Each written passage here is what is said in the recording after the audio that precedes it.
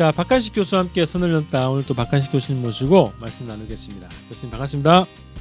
네, 반갑습니다. 네, 오늘 주제는 캐나다 원주민 학살 보도를 보면서 민간인 학살 문제, 또 미국의 양민 학살 문제 등등 해서 관련 주제를 좀 다뤄보려고 합니다.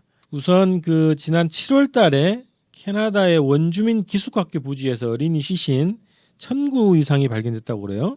원주민 단체 전문가들은 카톨릭 교회가 원주민들에게 저지른 만행이다 이렇게 주장을 하고 있고요. 기록에 따르면은 캐나다에 있는 카톨릭 교회가 1912년부터 70년대 초까지 연방 정부의 위탁을 받고 원주민 어린이들 훈육하는 과정을 운영했다고 합니다. 기숙사로 모아서요. 그래서 이누이트족, 인디언, 메티스 등 원주민 어린이 15만 명이 이 기숙사에 강제 수용됐다고 합니다. 그 과정에서 교사들은 원주민들의 언어와 문화를 없애는데 목적을 두고 이 기숙학교를 운영했다 그런 보도입니다. 자, 이런 캐나다 그 원주민 학살 소식이 있고요. 또 미국의 인디언 학살도 또 대표적인 인종 학살 청소, 인종 청소라 이제 할 수 있는데요. 미국에서는 콜럼버스가 이제 신대륙 발견 이후에 20세기 초까지 인디언 인구 500만 명에서 25만 명으로 줄이는 그런 대량 학살을 벌였다고 합니다. 그래서 이 주제를 한번 좀 다뤄보겠습니다. 우선 캐나다 원주민 학살 사건, 요거는 이제 그 인터넷에 보시면 그 사건을 볼 수 있겠는데요. 카톨릭이 주범이다. 카톨릭이라고 하는 종교사역이 주범이다. 이게 지금 보도가 되고 있거든요. 그래서 그 현지에서도 그렇게 주장이 되고 있는 것 같은데 캐나다에서 원주민 학살 역사적 배경 이거에 대해서 좀 간단하게 설명을 해주시고 진짜 주범이 누구냐 이거에 대해서 어떻게 생각하시는지 말씀 좀 부탁드립니다. 주범이 누구든지 간에 이렇게 엄청난 비인도적이고 비인간적이고 비문명적인 일이 일어나서는 안 됩니다. 그런데 그것도 어디 저 구석에서 일어난 게 아니고 미국과 카나다 세계에서 앞장서가 있는 문명국가라는 이런 나라들에서 이게 과거 그래 100년, 200년 전도 아닙니다. 수십 년 전에 이런 일이 벌써 일어났고 제가 여기 미국에 오래 살지만 지금도 노예 해방이 되지 않았습니다. 그런 사회에 우리가 그런 문화와 의식 속에서 살고 있습니다. 그런데 카나다의 이거를 보면은 전부 유럽에서 왔지요.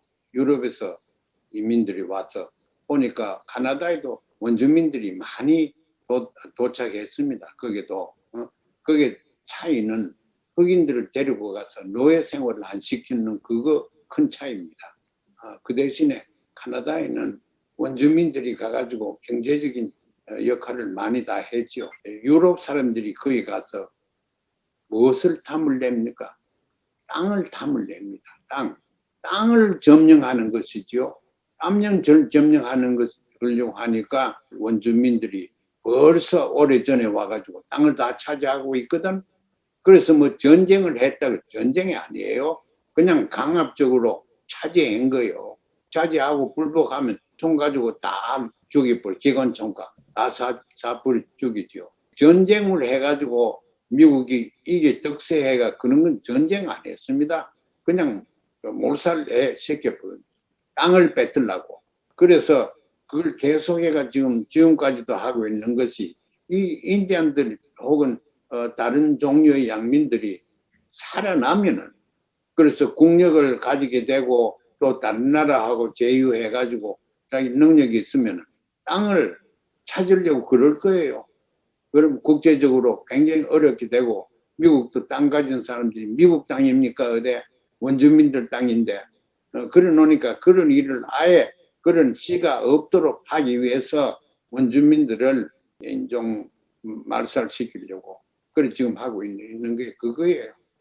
그래서 카나다에서 학생들을 수천 명씩 이렇게 넣어놓고 그것도 어린 학생들을 그래서 다 죽인다는 거는 그것도 총을 가지고 다 죽이고 이렇게 안 해도 다 죽습니다. 전염병에 걸리가 다 죽고 배고파가 다 죽고 그런 식으로 했기 때문에 수백만 있던 게 지금 수십만으로 줄어버렸잖아요. 이걸 막아야 되는데 이걸 막을 사람은 없습니다. 조금 황당한 생각인지는 몰라도 통일하고 나면은 통일된 저희 조국에서 미국과 카나다에 있는 인디안들, 원주민들을 좀 도와줘야 된다고 생각합니다. 왜냐하면은 인디안들, 원주민들은 제가 상식적으로 볼 때 우리 민족하고 혈통이 통할 거예요. 왜냐하면 그 비슷한 관습들이 많습니다. 떡을 치어가지고 먹는 거, 여러 가지 풍습들을 보면은 그게 이제 이고 다니는 거, 이런 거 다 보면은 우리 민족 옛날 조상들하고 비슷한 생활 방법이 많습니다. 그래서 그런 것도 우리가 연구를 하고, 우리가 미국에 붙어가지고 뭘 하려는 것보다도 우리도 선진국가 돼가지고 이렇게 고생하고 억울하게 죽었는 이 원주민들을 우리가 좀 돕고, 그렇게 기술도 가르치고 그렇게 앞으로 했었으면, 더구나 통일된 우리나라에서는 그렇게 하면은 국가의 명망도 올라가고 긍지도 올라가고 그렇게 하는 걸 제가 생각해 보았습니다.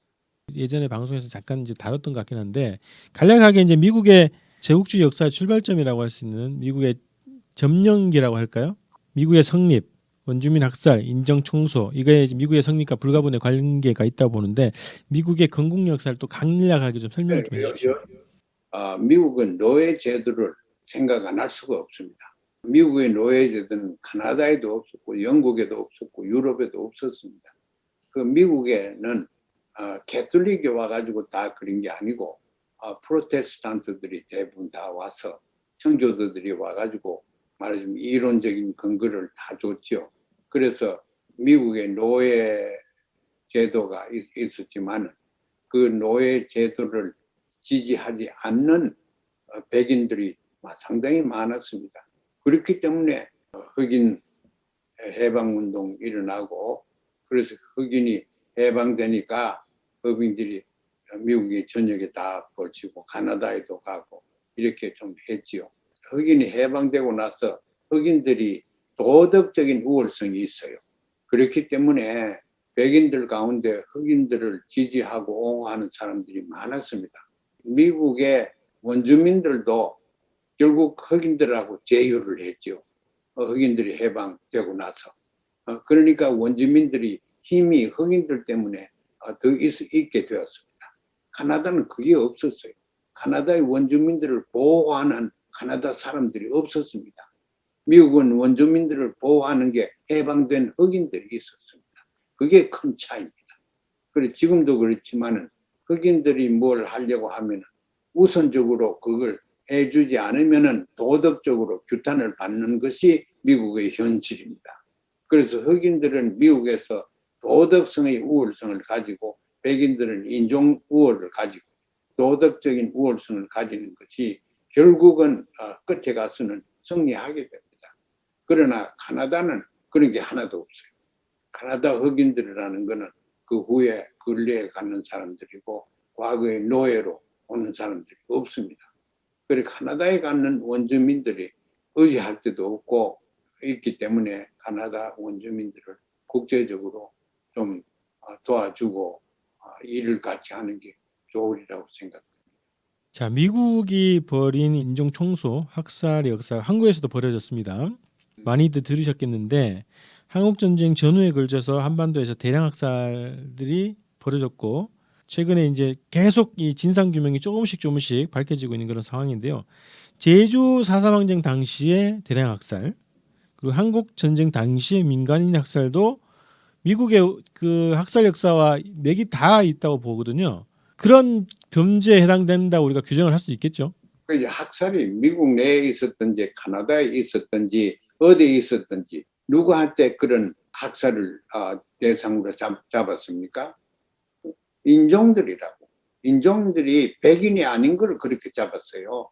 그런데 인종주의와 또 기독교, 카나다는 기독교가 본질적으로 책임이 있지만은 기독교가 뭐를 제공했냐면은 선민사상으로서 그 학살, 다른 인종을 또 열등한 인종을 학살하는 정당성을 기독교에서 주었습니다.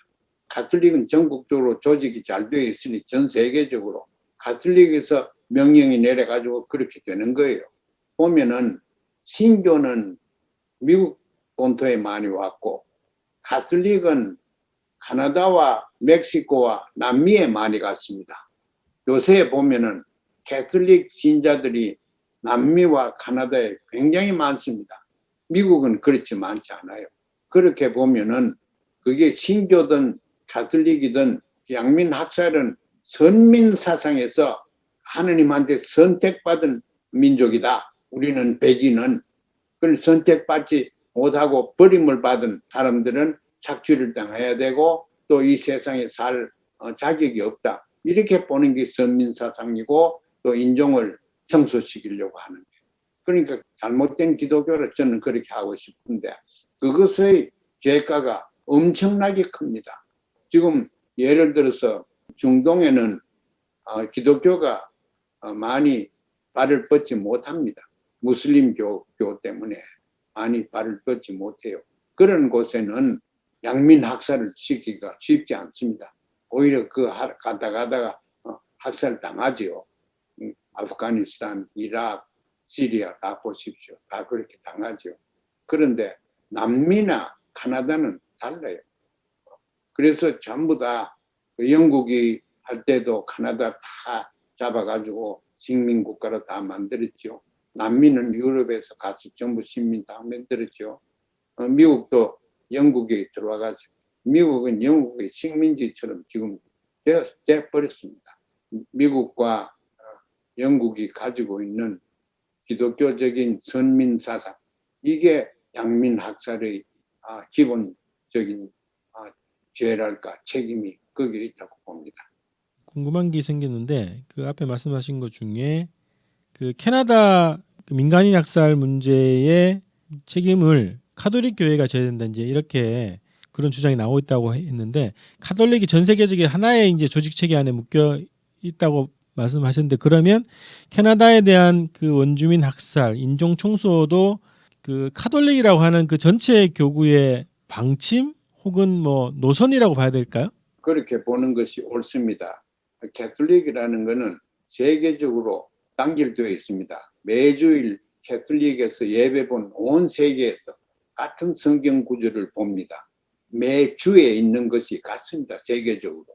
그래 카나다에서 일어나는 일을 로마 교황청에서 모를 이도 없습니다. 양민 학살 카나다에서 학살 당할 때 그걸 철저하게 조사를 해야지. 그 양민 학살을 하는 거를 대한민국도 그런 게 있고 북에도 있고 월남에도 말할 수 없이 많았고 지금도 있을 거예요. 그래 이런 양민 학살에 대한 국제적인 신빙성 있는 조사가 필요합니다. 그 조사를 해서 그 결과를 세계 언론에 노정시키면은 그럼 결국 여론이 양민 학살을 지탄을 하게 됩니다. 양민 학살의 책임이 있는 가톨릭교나 또 백인이나 이런 거는 규탄을 받게 되죠. 지구 역사는 이제는 백인 중심의 역사에서 다민족 중심의 역사로 넘어가고 있습니다. 그렇게 되면은 혁신적인 혁명이랄까 혁명적인 양민 학살에 대한 이해가 다르게 되고 책임 추궁이 또 나오고 그렇게 될 겁니다. 그런데 그게 굉장히 중요하다고 생각합니다. 그걸 하는데 앞장서는데 우리 대한민국 혹은 통일된 조국에서 앞장설 수 있지 않나 그렇게 생각합니다. 이어서 방북을 많이 하셨을 텐데 거기에서 대표적으로 신천학살지를 다녀오셨을 거로 생각하는데 북쪽에서는 이런 문제에 대해서 어떻게 인식을 하고 있습니까? 신천은 황해도에 있는데 그게 대표적입니다. 1951년에 그러니까 전쟁이 일어나고 나서 금방 3만 5천 명을 죽였어요. 3만 5천 명을 죽였는데 미국에서는 남쪽 군인들이 죽였다 그러는데 남쪽은 거기에 3만 5천 명을 죽일 만한 군사력도 그때까지는 없었을 거예요.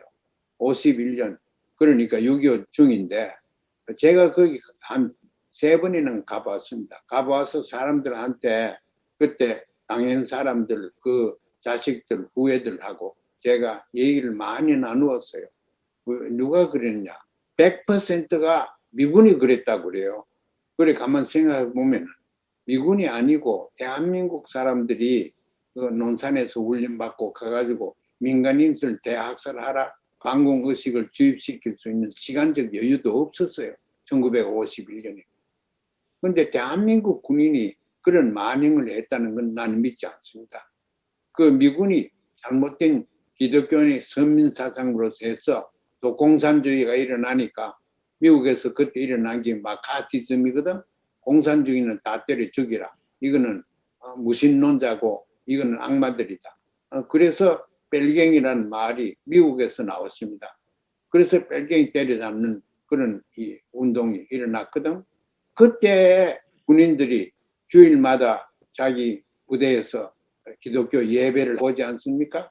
거기서 이제 선민사상에 대한 백인에 대한 우월성을 가지고 공산주의에다가 황인종에다가 이건 북한이나 남한이나 이 사람들은 우리 종교적으로 봐서는 용납할 수 없다. 그래서 남쪽도 4.3 때 4.3 남쪽 사람들이지 그 북쪽 사람들이니까 다 죽였지요. 여수 순천도 어느 정도 미국의 책임이 있을 거예요. 신천은 3만 5천 명이 죽었어요. 3만 5천 명을 그것도 한 동네에서 그래 죽였어요. 그러니까 그렇게 죽이려고 하면은 화력도 대단히 있어야 되고 그 인간을 어떻게 그렇게 3만 5천 명이나 한 동네에서 죽입니까? 전부 어린애들이고 부녀자들이에요. 그게 신천, 황해도 신천에서 1951년에 일어났습니다. 그것도 조사를 해야지요. 제가 조사를 해보니까 그게 이름 있는 미군 이름을 제가 가져와서 미국 국방부에 조회해 보니까 그런 사람이 없었대. 그것도 또 뭐 다 빼버렸죠. 그런 거는. 그래서 정보나 이런 데에서는 진실이 살아있지 않습니다. 전부 다 진실은 없어졌어요. 말씀을 들어보니까 요즘에 그 혐오 뭐 이런 얘기를 많이 하거든요. 뭐 여성 혐오, 뭐 인간 혐오 이런 얘기를 많이 하는데 그 제국주의 미국의 원죄가 있네요. 이 혐오에 대한 인종에 대한 혐오, 선민 사상에서 출발한 것이 그 혐오의 원조다 이렇게 좀 생각이 되네요. 미국과 일본의 제국주의 시대를 우리 민족이 다 경험을 했잖아요. 그래서 더 이제 각인되어 있다고 보는데 그런 생각이 들었습니다. 이 민족이 사라진 민족이 많지 않습니까? 스스로 소멸된 것이 아니라 제국주의 침략과 학살 때문에 소멸된 민족들이 많단 말이죠. 세계 각 민족들이 자신의 명맥을 지켜나갈 수 못하면 힘이 없으면 소멸된단 말이죠.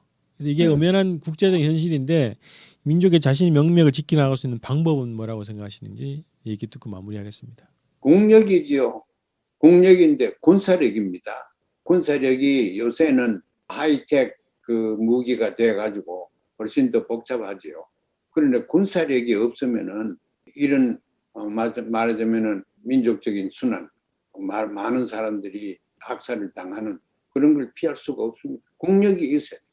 그래서 지금 북한을 가서 완전히 파괴시키지 못하는 이유가 어디 있습니까? 원자 무기와 기타 세련된 무기를 가지고 있기 때문에 그렇습니다. 대한민국도 북에서 그런 원자 무기 등을 가지고 있으면 우리도 같이 사용할 수 있는 그런 방법이 제일 쉬워요. 평화조약 맺고 불가점 조약 맺고 서로 도와주는 그런 관계가 되면은 될 수가 있죠. 같은 민족인데 또 이 세계 살벌한 세계에서 살고 있는데 대한민국 통일과 대한민국의 평화 번영을 한반도의 평화 번영을 원하는 민족이 이 세상에 어디 있습니까? 우리 민족 이외에는 굉장히 외로운 겁니다.